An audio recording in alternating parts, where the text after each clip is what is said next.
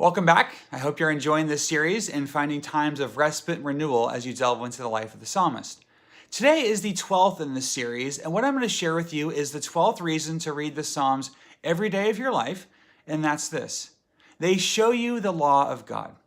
The reason this is particularly worth mentioning is because when the psalmist prayed and looked toward God, he had the Torah, the instruction of God, in his guts.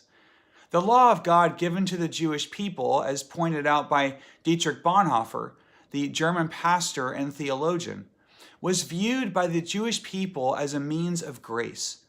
A prime example of this is the Ten Commandments. These were to the Jewish people an act of grace because what God was doing was revealing himself to the Israelites as a God of relationship. And if you look at the Ten Commandments, the first four are commandments that are directed toward God, and the latter six are about how that's played out with one's neighbor. The commandments are about a vibrant, living relationship with God and one's neighbor. As a bumper sticker once stated, the main thing in life is keeping the main thing the main thing. The commandments in Exodus in Scripture and throughout the Torah were pointing to a life-giving relationship with God. Psalm 81 refers to the law of God and reminds us of the most frequent commandment of the Old Testament, which is to the worship of God alone. You might also consider that this again is where the first psalm is helpful for your reflection, because Psalm 1 says to delight in the law of God. And this is known as the gateway of all the Psalms, Psalm 1. It's an example of how the psalmist perceives God's commands as good and had them in his very guts.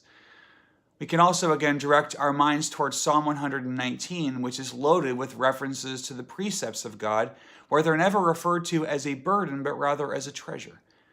C.S. Lewis once wrote that God doesn't love you because you are good, but he will make you good because he loves you.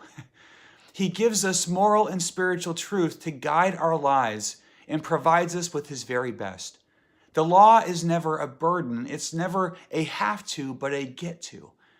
Tim Keller says we often confuse the Christian life to think, I obey and therefore I'm accepted, when the Christian life is actually the reverse. It's I am accepted and therefore I obey. And when I obey, it's not about an ought to. It is a get to. And it's a get to because God has decreed that he's a God of relationship. Think about that for a moment. He gives you the instruction book for the most effective way to live, and how to know his closeness, his power and presence, his very best, by living out his commands. Refer again to Psalm 119, Psalm 1, and read Psalm 81. And think about your posture towards God's commands. Notice the psalmist's delight and familiarity with the precepts of God. Think about what would allow you to be more enamored by the law of God as a gift. And consider, what do they all point to? See you tomorrow.